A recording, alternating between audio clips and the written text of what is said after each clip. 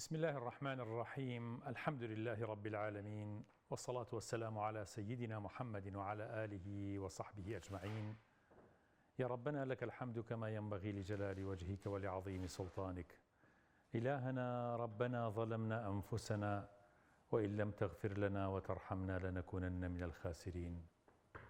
اللهم لا تجعلنا مع القوم الفاسقين واجعلنا من عبادك الصالحين الفائزين برحمتك يا أرحم الراحمين. جمعە و ڕۆژێکی مبارەکتان لێ پیرۆز بێ کە ڕۆژی جمعەیە و حوتەم ڕۆژی مانگی پیرۆزی ڕەمەزانە و لە بەرنامەی بەربانگ لە کەناڵی ئاسمانی پەیام لە خزمەتەوەی ئازیز و خۆشەویستین. ڕاستەوخۆ ئێمە بەرنامەیەم ئێوارەیەتان پێشکەشەکەینەوەم بەربانگە لە خزمەت ئێوە یابین و لە ماڵەکانی ئێوەی بەڕێز و خۆشەویستە بین. هیوادارین هەموڵقەکانمان جێگەی ڕەزامەندی خوای گەورە و سوودی ئەوەی بەڕێز و خۆشەویست بێت.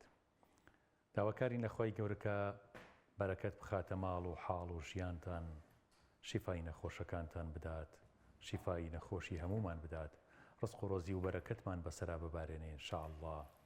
داواکارین لە خوای گەورە و میهرەبان ئەو ماڵانەی کە ئاژە و موشکیلیان تایە خوای گەورە موشکیلەکانیان مەهێڵا. یا ڕەبی خوایکیان ئەوانەی وەفاتیان کردولیان خۆش بۆ و عەفویان کە بە میهرەبانی خۆت بە عەفو و مەغفیرەتی خۆت لیان ببوورە یا ڕەب العالەمین.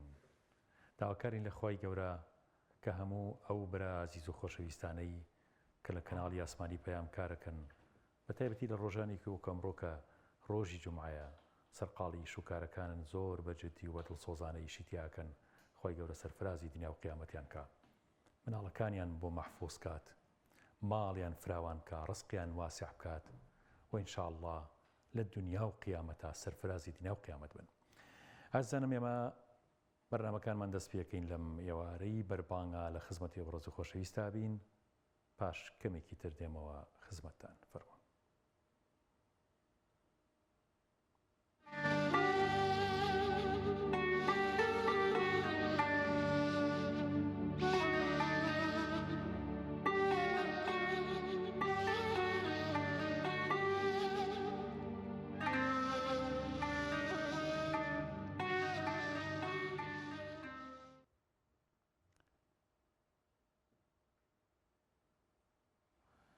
سوحبەت و هاوڕێتی. هاوڕێ زۆر زۆر کاریگەری لەسەر مرۆڤەیە، بە ئیجابی و بە سلبی، بۆ چاک و خراپ. پێم بڵێ کێ هاوڕێکەتە پێت ئەڵێم ئەم ساڵ دەرەچی یاخود دەرناچیت، سەرکەوتووی لە ئیشەکان تا یاخود نا. لە هەموو تەمەنەکانی ژیانی ئینسانە کۆمەڵێک کەسە بێتە هاوڕێت. لە قۆناغی مناڵی و پێشەوەی کە بچیتە قوتابخانە کۆمەڵی هاوڕێی جیاوازت هەیە. لە قوتابخانە و قۆناغەکانی خوێندن جیاوازە، ئاچیتە دەوام وەزیفە جیاوازە، تەقاعود دەبیت و وەچیتە ماڵەوە و یاخود ژیانێکی تەمەنی پیری و تەمەنی کۆتاییەکانی تەمەنتە بەیتە سەر. هاوڕێکان زۆر جیاوازن. لەبەرەوە هەڵبژاردننی هاوڕێی باش یەکێکە لە دەستکەوتە گەورەکانی قیامەت بۆ تۆ، پاڵپشتێکی بەهێزیش بۆ دنیات. هاوڕێ سیانە، یان دیندارێک کە پشت دەگرێ بۆ تاعەتی خوا، دیندارێک کە ئەخلاقیشی جوانە، هەڵسوکەوتی جوانە.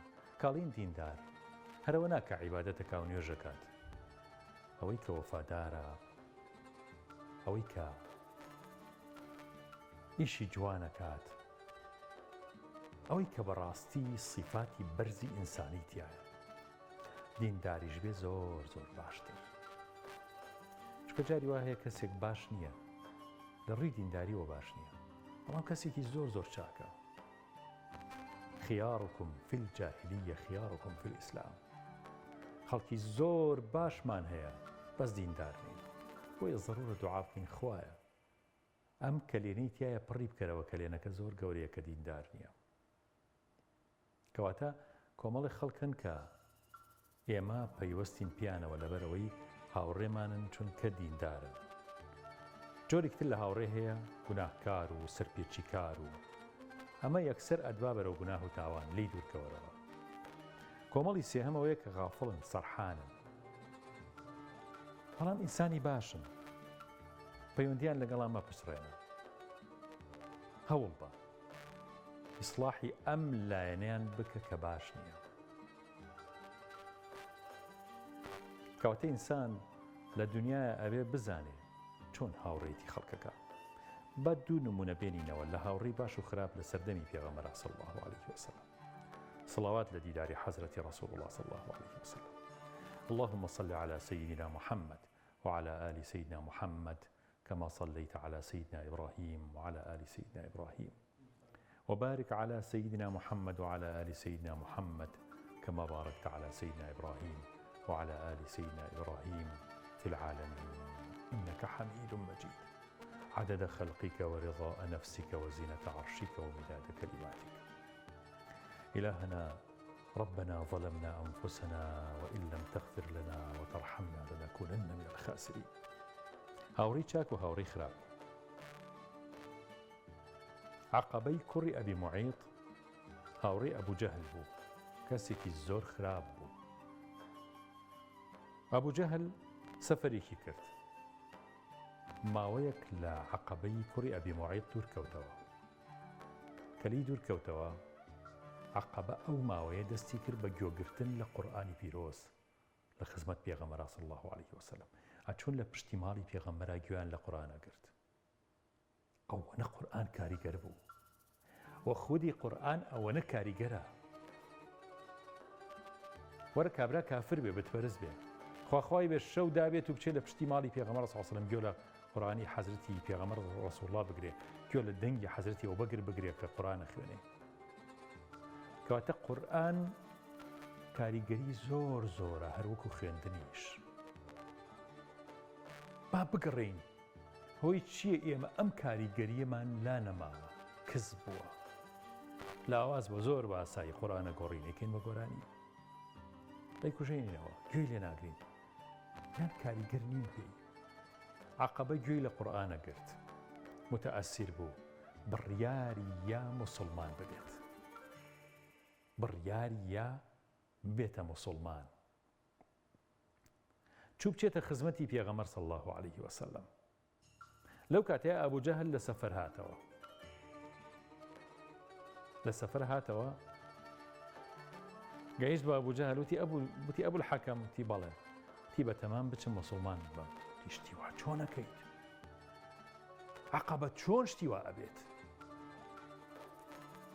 ئەبوو جەهل وتی سوێن تێم بەخوا، سوێن تێم ئەگەر ئەتەوێ ڕەفاقەت و هاوڕێتی من و تۆ بمێنێت نەک موسڵمان بووم، نەعوذ بالله، ئەبێ بچی حاشا لە ڕووی حەزرەتی رسول الله صلی الله عليه وسلم، بچی تفێ بکەیتە نێو چاوی محەممەد. ئەنا زمانی من لە زمانی تۆ حرام بێ قسە لەگەڵا بکەم. ئیمان یان ڕەفاقەت؟ ئێستش وایە، ئیمان یان بێدینی و ئیلحاد. ئیمان یان کافتریا و باڕ و شوێنی خراپ. چەند هاوڕێ لێرەیا تیاچوو، چەند کەس لێرەیا سەرگردان بوو، بە سەرگردانی سەری نایەوە. ئەم نەکبەتە عەقەبە ئەبوو جەهلی هەڵبژارد، ڕەفیقایەتی ئەبوو جەهلی هەڵبژارد و هاوڕێتی ئەسحابی رسول الله پێغەمبەر صلی الله عليه وسلم ون کرد. ڕۆشتە خزمەتی پێغەمبەر صلی الله عليه وسلم، بەس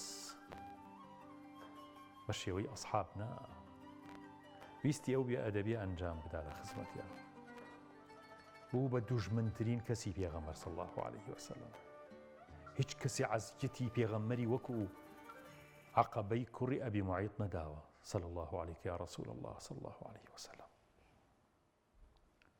ئەوە بوو لە کۆتاییە ئاەتێکی قورئان لەسەر ئەم کردارە بەدانەی عەقەبەی کوڕی ئەبی معیط یەتە خوارەوە.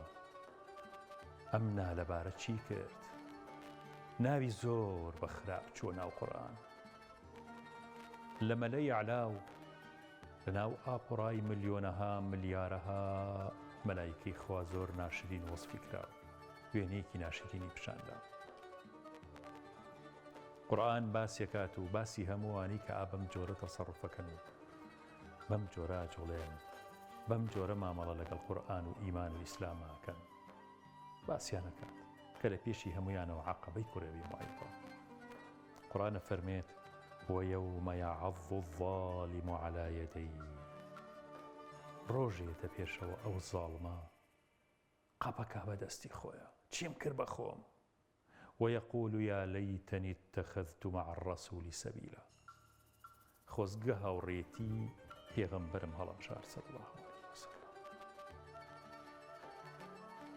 ئەچیتە یەکێک لە کۆڵانەکان ڕۆژانە 100 جار ئەتوانی ببیتە هاوڕێی پێغەمبەر صلی الله عليه وسلم، 100 جاریش ئەتوانی ببیتە هاوڕێی ئەبوو جەهل. لە کۆڵانێکەوە ئەزانی تووشی گوناه هەبی یەکسەر پێچەکەیتەوە شتی کۆڵانێکی تر.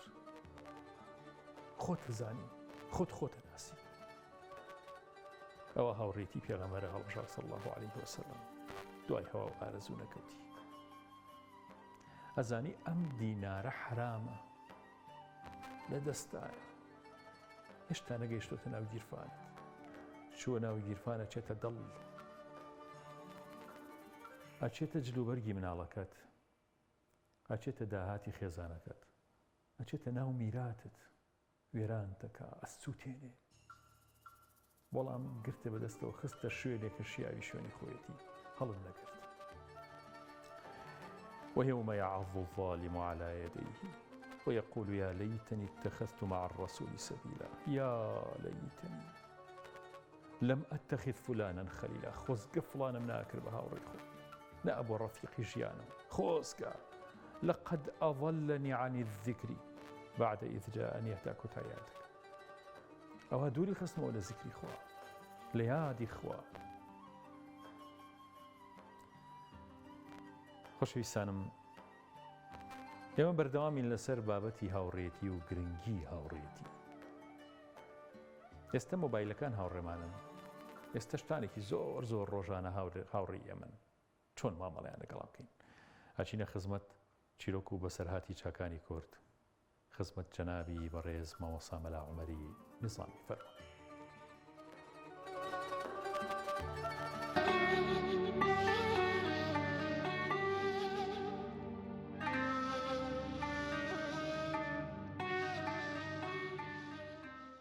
پێغەمبەر صلی الله علیه وسلم کە ئەفەرمێ ما تركت بعدي فتنة هي أضر على الرجال من النساء دوای خۆم هیچ فیتنەیەکم جێ نەیەڵاوە زیان بەخشتر بێ بۆ پیاوان لە فیتنەی ئافرەتان.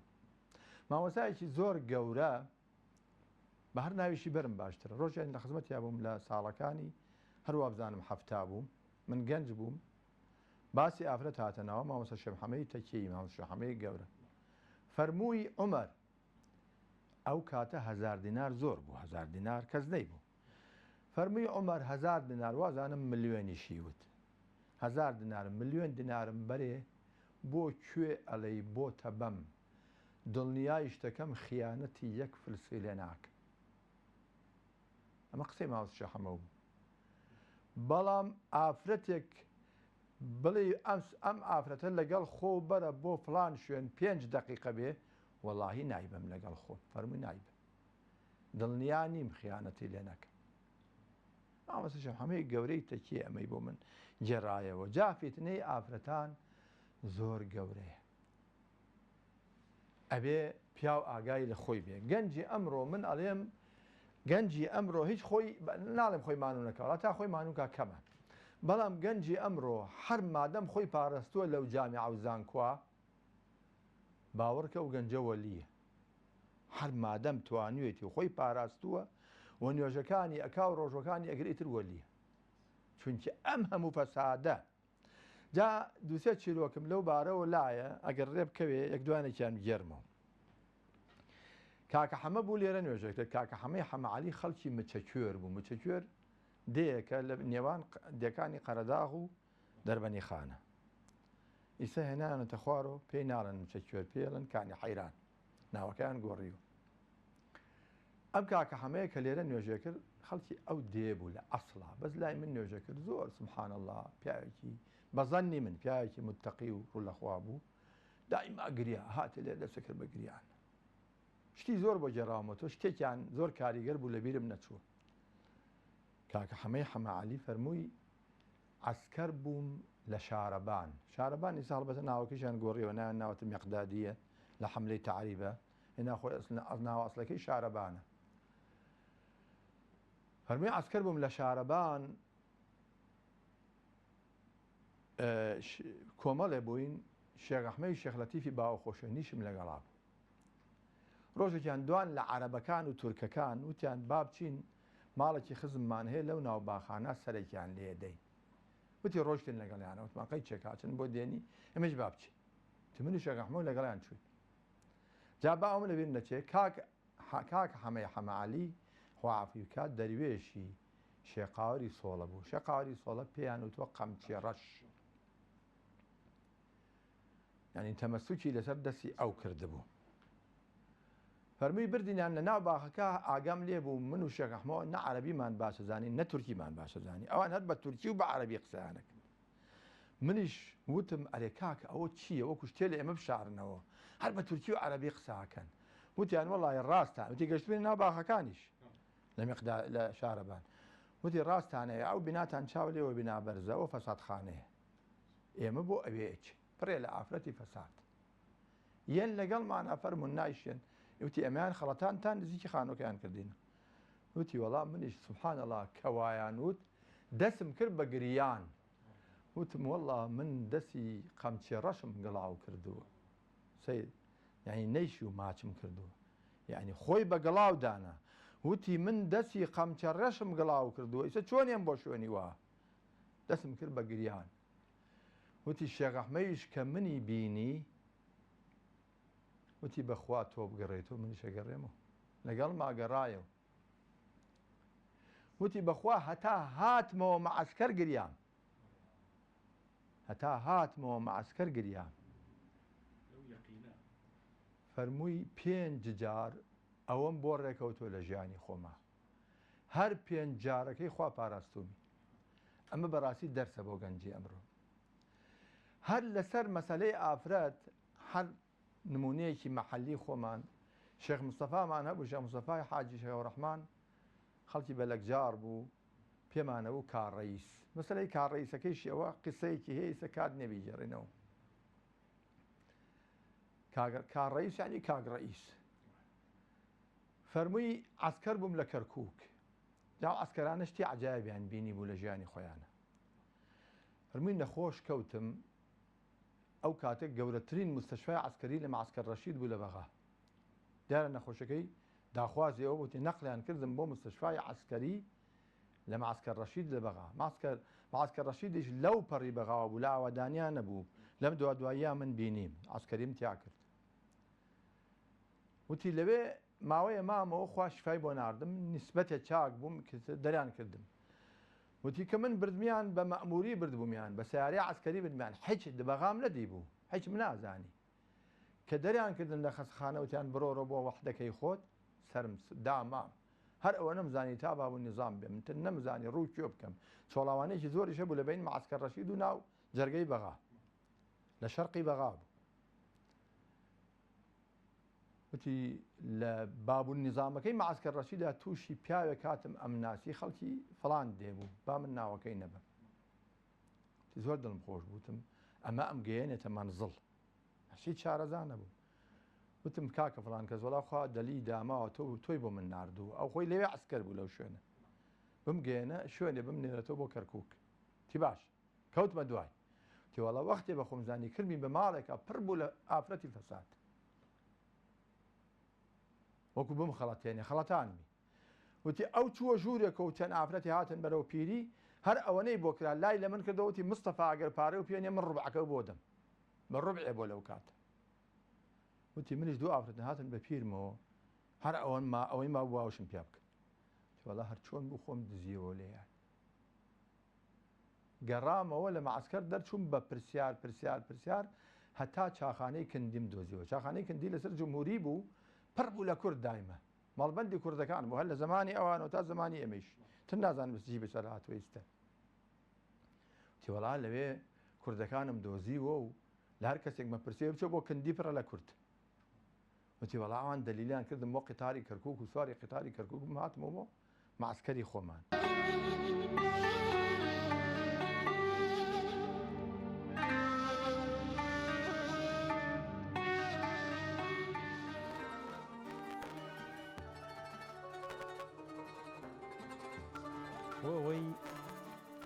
پاکیزەیی خێزانەکان پارێزراو بێت بە تایبەتی لەم زەمانە زۆر خراپ و پڕ لە فەسادەی کە ئێستا جەنابی مامۆستا مەلا عومەر چەند نمونەیەکی باس کرد و ساڵەکانی هەشتا و هەفتاکانیشی باس کرد.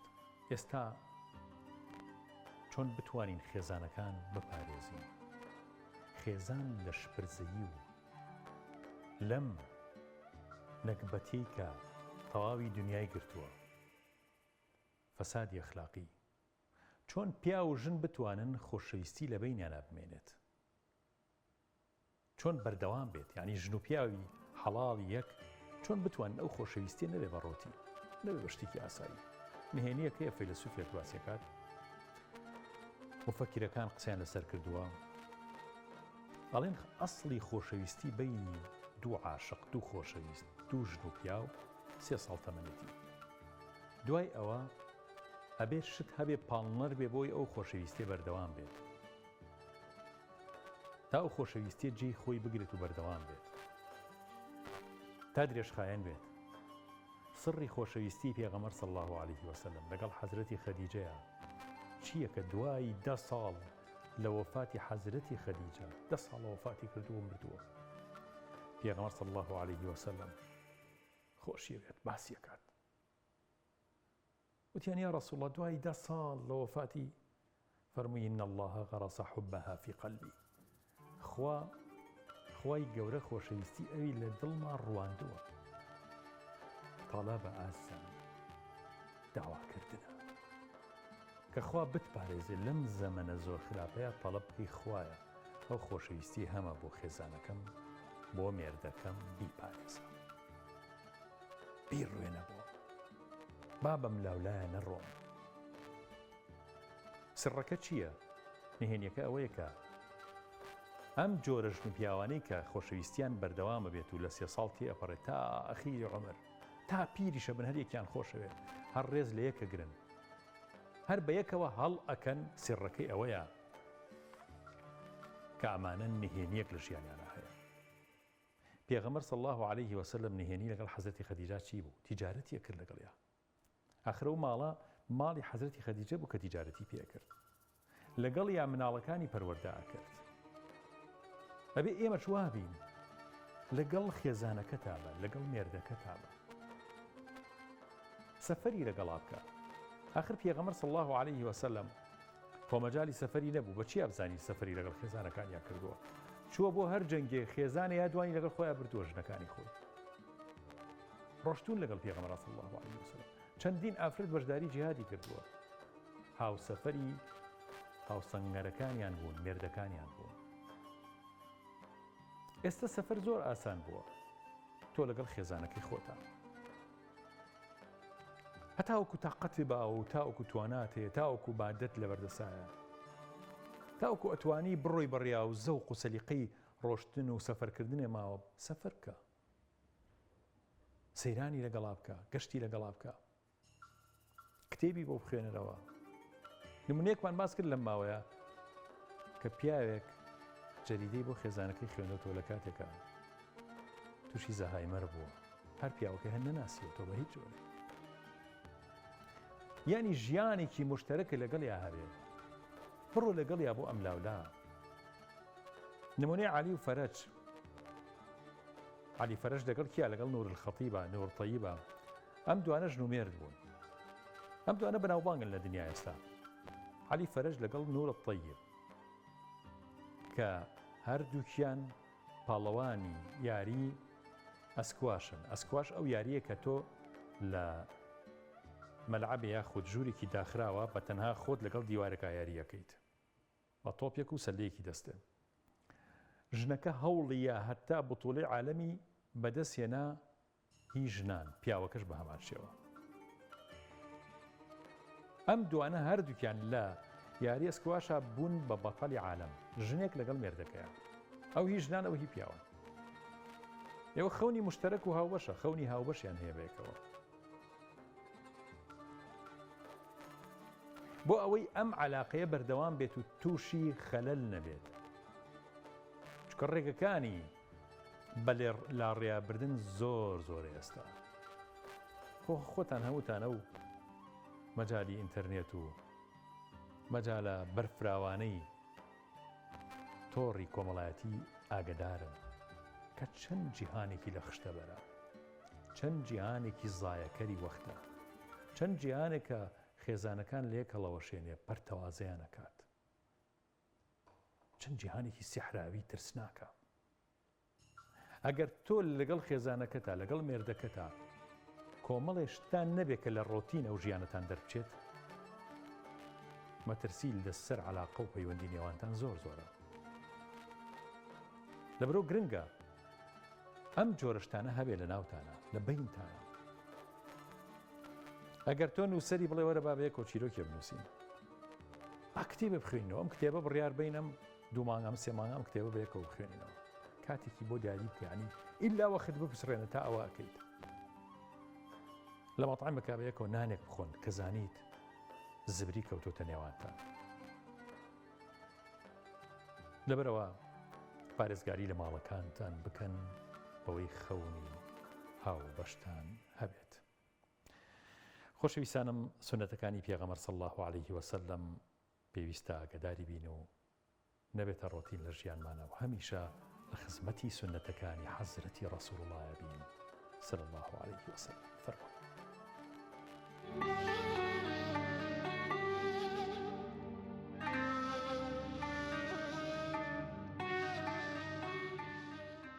بيانيان وإيواران پیغمبر صلى الله عليه وسلم فرمويتي اللهم إني أسألك علما نافعا ورزقا طيبا وعملا متقبلا. جاء پیغمبر صلى الله عليه وسلم ئەم فرمودێ بەیانیان دوای نوێژی بەیانی لە کاتی نوێژەکانە دوای نوێژی بەیانی لە کاتی دوعاکانمانە فێرمانەکە کە بیانڵێن. جا ئێمە شیکەین بە هەدیە بۆ جەنابەت بۆ مانگی ڕەمەزان. یاخوا بەخێر بن سەر چاوم، پێشەکی بە خێراتنی خۆتان و کەناڵەکەتانەکەم، خۆشحاڵ بین بە هاتنتان و یاخوا بەخێر بن سەر چاوم. کاک محەممەدیان لەگەڵ دوعا و زیکر و پاڕانەوەیە چۆنیت؟ مامۆستاجیان وڵا لەخوا بەزیاوێ درێغی ناکەین. هەموو بەیانەیەک دوای نوێژی بەیانیان ئەچی زیکرێکمان زانی بێت و فێر بووبین ئەیکەین و بەجێگەێنێ. دڵ خۆشە بە زیکرەکە لەخوا بەزیاوێ زۆر زۆر زۆر زۆر مرتاحین پێی، خوا بەزیاوێ. ئەنە وڵا هەچی لە توانامانەوێ درێغی ناکەین ئینشاءالله.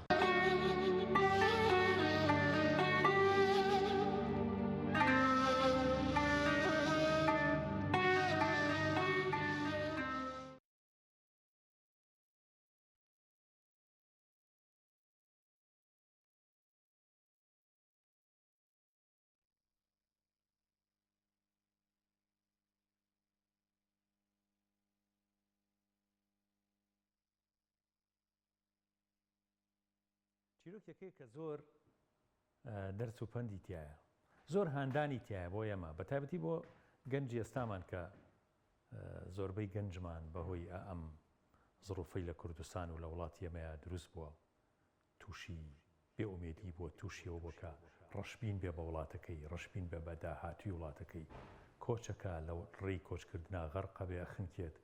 دنیای کارەسات بەسەر گەنجی وڵاتی ئێمەیە هاتووە، تعین نابن، دنیای مەشاکیلیان هەیە. با ئەم نمونەیە بینەوە تا گەنجەکانمان دڵخۆشکەین بە کوڕان و کچانەوە کە ئومێد بڕاو نەبن و پشت بەخوا بەستن. ڕووبکەنە ئیشی تایبەتی خۆیان، مەشروعی بچووک بچووک بۆ خۆیان بنیاد بنێن. خوا ڕەزاقە، ڕستی ئەرز و ئاسمانەکان بەدەستی خوایە، داهاتی ئەرز و ئاسمانەکان بەدەستی خوایە. هەموو ئەمە یەکگوزەرێت ئیمتیحانێکەوە ڕوات. خراپەکاران و فاسیدین و گەندەڵکاران ڕۆن ئەشنە زبڵدانی مێژووە، ناو نیشان و هیچ شتێکیان نامێنێت. ڕاستان و بۆ خۆژیاوان، دڵسۆزان، مخلیسەکان، ئەمانە ئەگەر ناویشان لە مێژووانە لە لای خوا هەیە، لە مەلەی ئەعلا ناویان هەیە. لە ئۆغەندا یەکێک لە هەرە وڵاتە فەقیرەکانی ئەفریقایە، کچێک ناوی فیۆنا میولیسیە، کچی ماڵێکی زۆر زۆر هەژار لە لادەیەکی دوورە دەستی ئۆغەنداش ناو شارەکانیشانە. ئەم کچە لەگەڵ باوکو دایکیا کشت و کاڵیە کرد. پێی پەتی بوو نەیبوو نەعلێکی هەبێت تا لە پێی بکات. دایمەوە پێی پەتی بەناو تێکەیان و بە ناو زەراعەتەکەیان ناگەڕا، نەخوێنەوار هیچی نەخوێند بوو. کۆمەڵێک گەنجی ئۆغەندی خەڵکی ئەو لادەیە دڵسۆزی لادێکەی خۆیان بوون. یاریگەیەکیان دروست کرد، یاریکی وەرزشی، شوێنێک بۆ وەرزش و یاری لە ناو دیێکەیانە. زیاتر یاری زیرەکیان بەکارەهێنا. هەندێک پارەیشان دەست کەوتو بوو، پارەکەیانەیە بە خواردن. ئەو یارانەیدایانە یەکێک لەو یارانە شەترەنج بوو کە بۆ زیرەکیە. ئەی چۆن بکەن کە خەڵک مناڵەکانیان بنێرن بۆ ئەم یاریگایە و ئەم ناوەندەی ئەوان تاوەکو فێری یاری ببن. خەڵک نێنا چکە ئەوەی کە مناڵی هەبوو مناڵەکەی لە کشت و کاڵی خۆیان بەکارهێنا. چکە نانی ڕۆژانەی خواردنیان یەک ژەم بوو، نەتوانی دوو ژەم نابخۆن. ئەم کۆمەڵە گەنجە ئەو فکریان هێنا تیان هەر کەسێ بێ لای ئێمە خەریکی ئەم یاریانە بێت، لەگەڵ ئێمە لەم چالاکیانە بەشدار بێت، ژەمێ خواردنی ڕۆژانەی ئەدەینێ. فیۆنا میۆلیسی باوکی بردی بۆ ئەوێ چکە نەیبوو ژەمێ خواردنی ڕۆژانەی بۆ دابین کارێتەوە. بردی بۆ ئەو شوێنە ئەو ناوەندە کە لە لادەکەی خۆیانە دروست بوو و باوکو دایکی جوتیارێکی فەقیر و هەژار بوون، لەبەرەوتیان فرسەتێکی باشە. بەڵام کچەکە نە خوێنەواریشە، خوێنەواری نییە. بەڵام شەترەنجەکەش خۆ خوێنەواریکی وای ناوێ و وردە وردە فێرە بێ. اینجا ئەم کچە زۆر وریا بوو، وتی چ وەرزشێک زۆرترین کاتی ئەوێت تا دەست پێ بکەم. وتیان شەترەنج. تەمان بۆ چیشەوەیە وت؟ بۆی بەڵکو بکەوێتە ناو ژەمێکی تریش دوو ژەم خواردن بخوا لە ڕۆژەکە لێەوە لەو ناوەندەیە، لەو ڕێکخراوەیە. ئەو پیاوەی کە وەڵامی یایەوە خاوەنی ئەو یاریگایە بوو، دەستی کرد بە پێکەنی، زانی بۆچی واڵێت.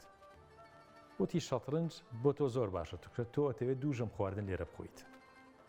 وتی باش شەترەنج بێ باش. دەستی کرد بە فێربوون. دوای مانگێ فێری شەترەنج بوو. کچەکە زۆر زۆر عەبقەری بوو، زۆر بلیمەت بوو، نابغەی زەمانە بوو. لە لادێکی بچووکی ئۆغەندا کشت و کاڵەکات. ئەبێت چەند مرۆڤ لەم دنیا لە لادێ و شارەکانی ئەم دنیا بە برسێتی سەرنێتەوە ئەمرێت. لە کاتێکا زلهێزە گەورەکانی ئەمریکا و رووسیا وڵاتە گەورەکانی دنیا بە هەزاران بە ملیۆنەها و ملیۆنەها تەن خواردنەکەنە دەریاوە تا نرخی خواردنەکان دانەبەزێت. چه زوڵمێ لە دنیا ئەکرێت. ئەم زلهێزانە هەرەوە نییە داهاتی ئێری وڵاتی ئەمەیان داگیر کردو بردووانە. لە هەموو دنیا ئاوا زوڵم وستەمەکەن، ئەوە خوێنی خەڵکە مژن. لەبەرەوە دەستی کرد بە یاری شەترەنج زۆر بە بلیمەتانە فێر بوو. کچەکە خەیاڵی پلاندانانی داهاتووی لەسەر و خەیاڵەوە بوو. خەیاڵێ کرد بۆ پلانی پێنجەم و شەشەم کە لە شەترەنجە ئەنجامی بات، چۆن ئەو پلانانە جێبەجێ بکات.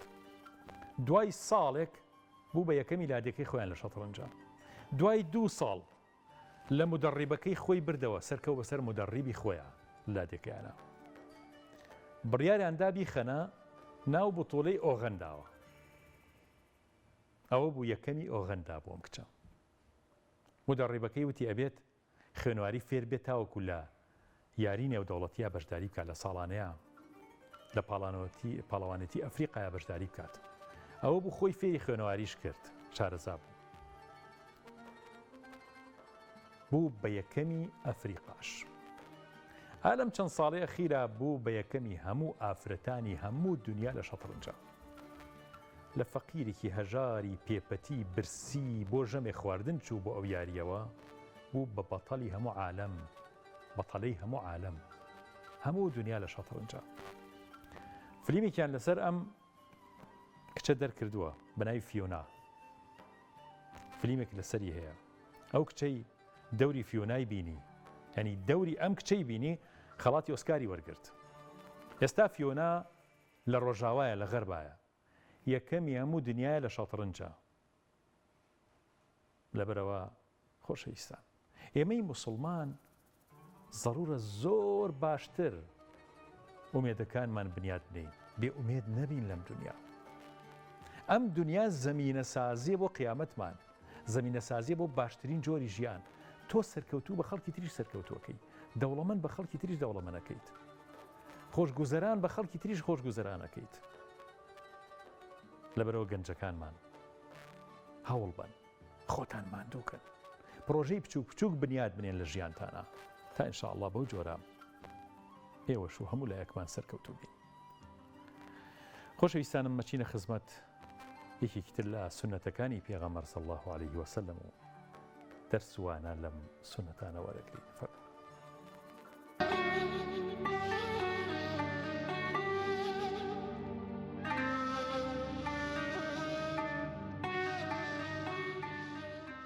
حاجیانەوە سەفەری عەمراکەن، خوا لێتان قبوڵ کات. چۆن نیەتتان هێنا بۆ ئەم سەفەرە؟ وڵاهی نیەتمان هێناوە بە نیەتێکی پاک کە بە بێوەی بچین بۆ خزمەت فەخری عالەم و بۆ ماڵی خوا ئینشاءالله و بە بێوەی بچین و بینەوە و ئابۆ خەیاڵە. یەکەم جارتە عەمراکە؟ یەکەم جارمارە. حەجی کردووە؟ نەوەڵا حەجیشم نەکرد. خوا لێت قبوڵ. حەجم کردایە عەمرەیشمە کرد. وانیە قوربان. زۆر دڵی خۆشە بەم سەفەرە. ئارە بەخوایە سەفەر لە دنیا لەمە خۆشتر نییە ئەگەر خوا بۆ بکە. ئەگەر خوا بۆ بکە و ببێ هەموو ساڵێ بچی خۆشە. ئەمە سەفەری خۆش ئەمەیە ئیشەڵا ئەگەر خوا بە قسمەتی بکە.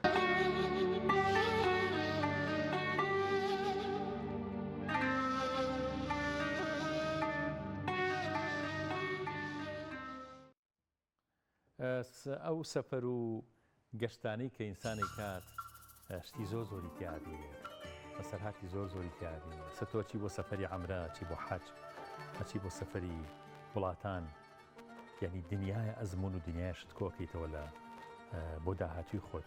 هێن لەوانەیە 100 کتێب خوێنیتەوە بە قەو سەفەرێک گرنگ نەبێت. چکە سەفەر بەردەوام تۆ شتە فێرەکە، بەردەوام شتێکە نەتزانیوە، شتێکە پیر ڕانەهاتوویت زیادە بێ بۆ تۆ. ئەچینە خزمەت جەنابی بەڕێز مامۆستا دکتۆر محەممەد پێنجۆنی بۆ بەسەرهاتی چاکانی کورد. فەرموو.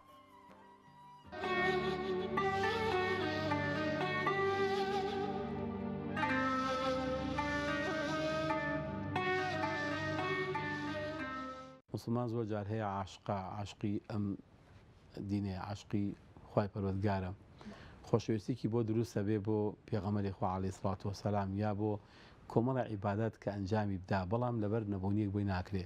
مەسەلەن یەکێک هەیە لەوانەیە حەزێکی ئێستا پارەی بوو وایە مزگەوتێکی دروست کردایە ئەوەندە گەورە وایە و خزمەتی بکردایە، بەڵام پارەی پێنێ بەس بەنیەتی ئەوەوە بەردەوام لە خەیاڵیەتی.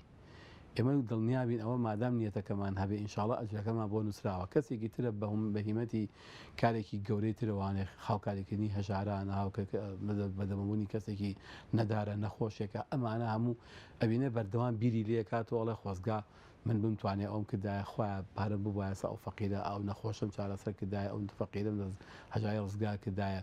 ئەم نیەتانە پێغەمبەری خوا عەلەیهی سڵات وسەلام کە ئینسانە فەرمی هەر کاتێ هەممی خێرێکی هەبێ ئینشاڵڵا پێشەی ویشیگا خوای گەورە هەر بۆیە نووسێ، بەڵام لە شەڕا پێچەوانەیە هەم نیەتی شەڕ بینی هەتانێکی لەسەرمان نانووسێ، بەڵام لە خێریشە ئەگەر نیەتمان هێناوێ دڵنیاوە بەس نیەتەکەت هەبێ ئینشاءڵڵا عەمەلەکە بۆ نووسێ بەبێ ئەوەی تۆ کردوێ هیچ شتێکت بێ، چونکە ئەو نیەتە خێرە بەڕاستی خۆی بۆ خۆی فاکتەرەکەی ئیمانە، نیشانەی قووەتی ئیمانە. مامۆستایەکی بەڕێز هەیە لە هەولێر، ئێستا نازانم لە ژیانە ماوە ئەوەی کەم چیرۆکە ساڵی هەشتاکان ئێمە بەڕاستی بیستمانە لە ساڵی هەشتا پێنج و هەشتا و چوار و ئەلە دۆربەرە ئەگەوە باش بەبیرم نایە تاریخەکەی. ئەو ساتە وەختە حەج بە سیارە بوو لە عێراقەوە، بە تیارە نەبوو. مامۆستایانێک چەند مامۆستایەک لە هەولێرەوە لە سیارێکی تایبەتی خۆیانە نیەتی سەفەری حەجە هێنن. سەفەری حەجیش کۆکو عەزم کردی ئەبێ سیارێکی چاکە پێ بێ و بتوانێت بڕکە لە عێراقەوە چێ بۆ سعودی و لێوە بێتەوە بە ڕێگەیەکی دوورە، خۆرەوە ئاسان نییە. ئێتر ئەم مامۆسایە لەگەڵ چەند مامۆسایەکی تر دیارە بۆ خۆیان سیارەیەکی باش تەرتیبەکەن و کەلوپەلی خۆیان تێکەن و خۆیان حاز دەکەن بۆ حەج. مامۆستاکێکی لە مامۆستا باشەکانی شاری هەولێرە، ناوەکەی خۆی لەبیر نەماوە، خۆیان ساز دەکەن چیت بۆ هەولێر. ئێتر ناوی مامۆستا دیارە مامۆستایەکی ئەلحەمدولیلا خوێنەوار و هەم دینداریش ئەم انتزامی باشی هەیە، لەگەڵ جەماعەتە بەڕێیەکەون کە بەڕێیەکەون ئەگەنە بەغدا ئیسلاحەتێکی بۆکەن، دوای دەگەنە بەسڕە ئیسلاحەتێکی بۆکەن، ئیتر لە بەسڕە کە ئەگەنە عەرعەری عێراق بەجێ هێڵن ئەوش دەوێت ساحەتی بگەن لە عەرعەری عێراق دەچمەوە عەرعەری سعودیە مامۆستاکە خۆی دەگێڕێتەوە دەفەرمێ کاتێک کە چوینە دەچوین لە عەرعەری عێراق هێشتا نەچوینە عەرعەری سعودیەوە سەرمان کرد سەربازێک لە قەراغ جادەکۆ لە دوورەوە بە خەڵاتەوان ڕاکە تیمە هەر سێرمانە کرد ئەو سەربازە ئەوە چییە بڵێ ئێستا بێتە بەردەمان ئێمە شتێکمان پێبێتە لە خۆ کۆتی دەپرسیار لە خۆمان ئەرە بڵێ ینی شتێکی خلافێکمان هەبێ یعنی ئیسیخباراتی ئیخباری کردوین لەسەر شتێک لە خۆت مەکەکە خۆیشمان هیچمان پێ نیە هەر ئێمە بە پێچەوانەوە ترساین بۆ ئێمە بێ ئەویش بە پەلەپەر ڕایە کرد ئێتوتی ئێمە هەر جادەی خۆمان تێک نەدا و دەو دەڕۆشتین تا کابرای سەرباز گەشتە سەر جادەگۆ هاتە بەردەم سیارەکە ڕاوەستن تیمەش وەستای چوینە قەراغەوە یەسەوتی هەر پرسیاری ناوێکی کرد ناوی سیانی ئەو مامۆستایی کە ناو سیارەکەیە خەڵکی هەولێرە وتی تیمەش ترسان باشە ناوی ئەو مامۆستای هەرسێکی ناوی سیانە گەشتی یەک دوو هەرسێکی یاو نێوەسە بڵچەنە ناوەکە بڵ ناوی محەممەد فڵانی کوڕی فڵان چی لەگەڵ ئێوە ئێمەش ترسان نەماوت مان بۆچیدا وتی پێم بڵێن ئەم ناوە لەگەڵ ئێوە یانە وتی هەرچەنەوەت ئێمە پێمانەوت دوای وتی مامۆستاکە خۆی لە پێشەوە بوو وتی خۆی ناوی خۆی عاشقماوەتی پێمان بڵێت تۆ بۆچی تێ کاتە با پێ بڵێن هەتا نەزانین تۆ بۆچی دەمە پێ ناڵێ وتی کاکە ئیشێکی زۆر گرنگم پێێتی ڕجاکەم ئەگەر لەگەڵ ئێوە پێم بڵێن وتی ئێمەش هەر خۆمانگە پێمانەوت هەر ئەو وتی لەگەڵ ئەمەشمان پێ ناڵێ حتا تۆ پێمان نەڵێ بۆچی تە پێ ناڵێ بۆی ئەو کێ لەگەڵمانیان لەگەڵمان نییە وتی جوونەکە وتی کاکەکە بەڵێ وتی کاکەکە من چەند ساڵە عاشقم چم بۆ حەج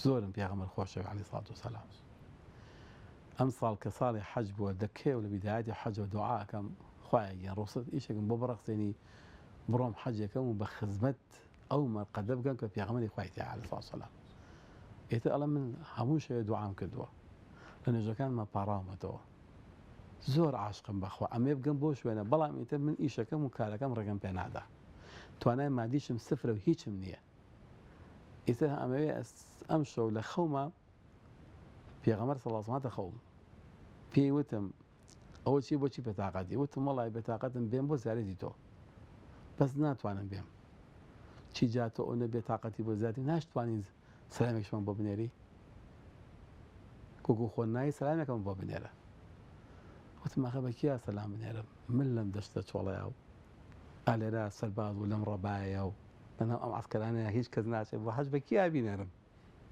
بەڕێ کێوە وتی پێوتم بەیانی فڵانی کوڕی فڵانی کوڕ بە ئەو ناوەسیانی کە پێوتم بەیانی دێت لێرەوە دەڕوا چۆ لەسەر جادەکە بەوا سڵاوەکەمە بۆ بنێرە بۆ پێمانە گەیانێ جاوتی بەخوا بۆ ئەوەیە کە پێغەمبەر پێوتم ناوەکەم ناوە پێغەمبەری خوا پێوتم ئەفەرمی مامۆستاکە لە پێش سەرجێک بە گریان یانی من ئەوە شایستەم پێغەمبەر صلی الله علیه وسلم من کات بە کەسێ بە نامەبەرێ ناوی سەلامی تۆم پیا بنێن بۆ مەدینە تی وەڵا وتمانەوە ئەم مامۆستایە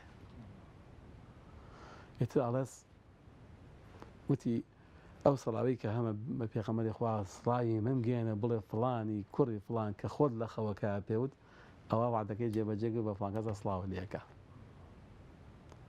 ئێتر مامۆستاکە ئەفەرمێ منیش خەجاڵەت بووم بەڕاستی لەو شوێنەیە کێوە نەشایستە بووم کە پێغەمبەری خوا عەلەیهی سەڵات وسەلام ناوی من بەرێ لە خەوێکە و بڵێ بۆ کارەتی بۆکە سڵاواتی سەلامی پیاوێک من بیبەم بۆ مەکە بۆ مەدینە بیدەمە پێغەمبەری خوا عەلەیهی سەڵات وسەلام کاتێک کە خۆ ئەمە وەکو چۆن چۆتە خەویشی هەل لە خۆکە توانی وەرەگرێ بەڵام ئەمە بەڕاستی حکمەتێکی گەورەیە یەکێک لەو حکمەتیان کە تایەتی عاشقبوونی مامۆستایەشە بەڕاستی مامۆستا خۆشی کەسێکی کەم نەبووە لەو بوارەیە بۆ پێغەمبەری خوا عەلەیهی سەڵات وسەلام بۆ یەکە هەر کەسێک گەر هەر شتێک بێوێ لە نێتی پاکی هەبێ ئەگەر بۆشی نەکرێ بە فعلی خوای گەورە وەسیلەی بۆ سازەکە ئەم وەسیلەیە لە هەولێرەوە و پیاوێک لە حدودی عێراق سعودیە بێ و ئەم پیاوە قەت نەناسێ قەتیش نەدی بێ باشە ئەمە چه حاڵەتێکە گە سەرنج بێ ئینسان ئەمە ڕێکە خالێەوە ناوەسیانەکەی پێ ئەدا و تۆش لێوە وەرە لەوێش کاتە ئەو تەوقیتە لەو کاتەیە بێتە سەر جادەکەی ئەخە بەڕاستی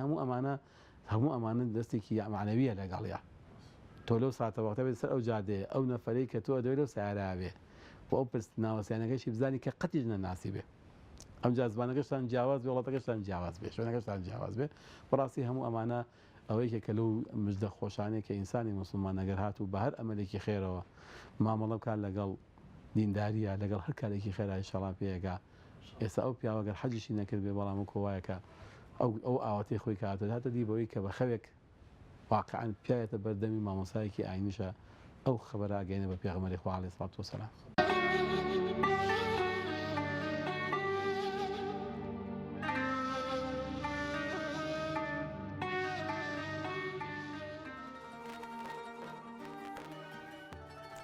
خۆشەویستانم ئێمە زۆرمان پێخۆشە زۆر زیاتر لە خزمەتی بەڕێز و خۆشەویستانین. ئەوەی سە باسێکی تری ئیمانیمان بۆیەوە کردایە بەڵام کاتمان کەم بۆتەوە. لەبەرەوەچینە خزمەت مناجاتێکی زۆر خۆش بە دەنگێکی زۆر زوڵاڵ و جوان کاکە محەممەدی مامۆستا شێخ مادیح مناجاتێکی بۆ ئامادەکردوین و پێشکەش بێ بە ڕێز و خۆشەویستیەکەی.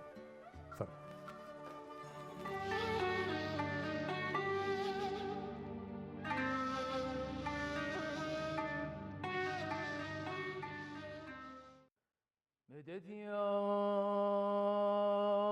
صاحب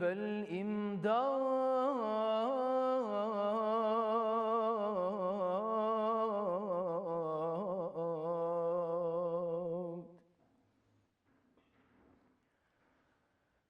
يا رسول الله firakın yaktı ben soldum bugün.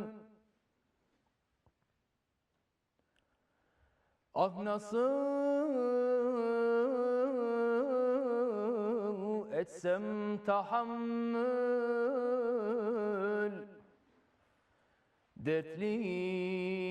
dertliyim soldum bugün.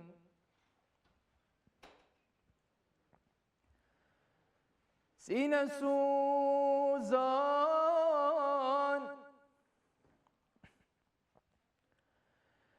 dide giryan,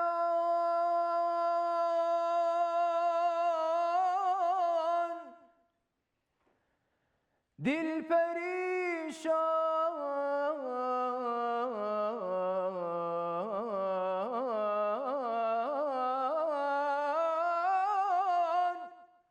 hu medet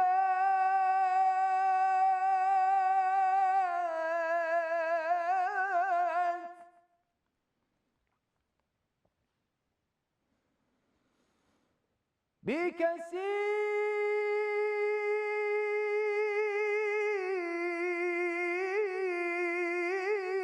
bir çare lütfet, çaresiz kaldım bugün. Medet ya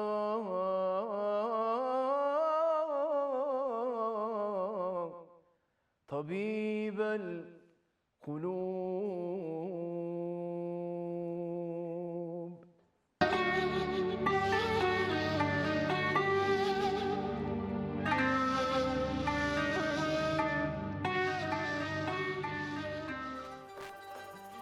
ڕۆژێکی پڕ لە مەحەبەت و ئیمان و سڵاوات و قورئان و زیکر و یادی خوا بۆ ئەوەی ئازوو خۆشەویست دەخوازم ئینشاءڵڵا. بەربانگێکی پڕ لە بەرەکەت و ناز و نیعمەتەکانی خوا لەسەر سفرەکەتان بە ناوی بسم الله الرحمن الرحیم و سپاس و ستایشی خوا لەسەر و نیعمەتانەی بووی ناردوون. بە دوعای کۆتاییکە تاوەکارم لە خۆی گەورە ئێمەش و ئێوەش و هەموو لایەکمان هەموو ئازیزان و خۆشەویستان و بینەرانی ئەم بەرنامەیە و هەموو چاپە جوان و ئازیز و خۆشەویستەی کە کار لەم بەرنامەیە کات خۆی گەورە هەموو لایەکمان عاقبەت خێر و سەقامگیر و دین دامەزرا و دنیا و ئاخرەت پڕ لە خێر و حەسەنە و چاکە بکە ئینشاءڵڵا.